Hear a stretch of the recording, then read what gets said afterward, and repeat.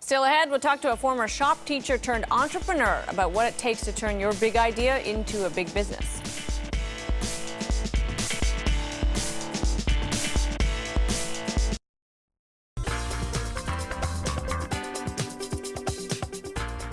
Plenty of people think their idea is the next big thing. CBC has a little show called Dragon's Den devoted to that notion. Our next guest is an example of someone who turned his idea into a successful business. Terry Bigsby is president and co-founder of Aspenware. He created a more environmentally friendly disposable cutlery made from wood instead of plastic, and he won a national award this year for innovation. Great to have you here. Thank you. Where did the idea come from? It was sparked by a partner of mine that actually saw it in another country, but it kind of just evolved over time, and it was one of those things that you realize something's a great idea, and we went to go look at his project, and he actually wanted too much money, so we came back to North America and designed our own product. Nice. Excuse me if I'm incorrect, but it seems to me that we saw Aspenware on Dragon's Den a few years ago, did we not? Or we certainly saw some wooden cutlery there. Was it you? It was. Was Kevin really mean to you? No. Kevin was Kevin. Now, you see, I never forget. I'm an elephant. But let me ask you a question. I remember people went gaga over this. They loved the idea. The premise was the economics were challenging at that time versus just plastic utensils. What's changed since then? Everything's changed since then. We've actually increased our production performance and created a whole new product since we've actually last talked to you guys over on the Dragon's Den, and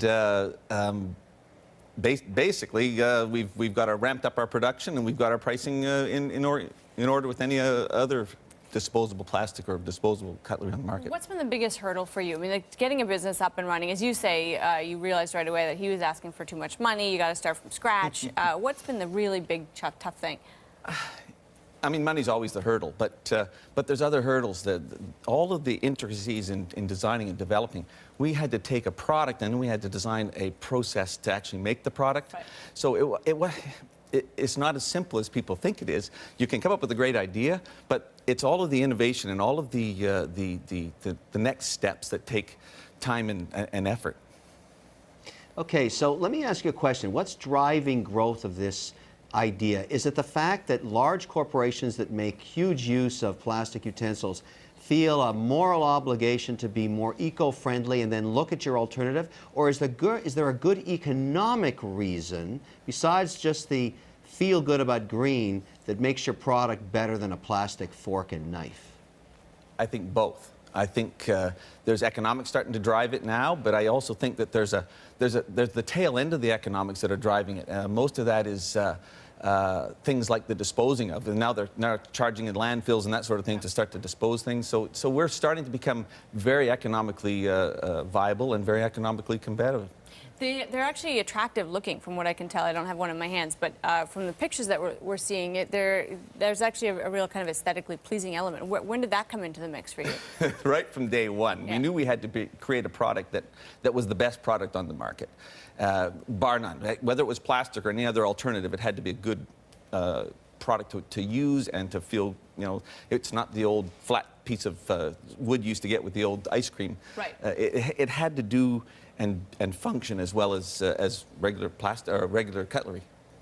Now, it's all coming back to me, the Dragon's Den session. I recall Arlene being in a nasty mood because she'd just flown in on her broom that morning, asked you, does a wooden utensil created the way you create them have any risk of contamination, or is it absolutely clean, like people perceive plastic to be?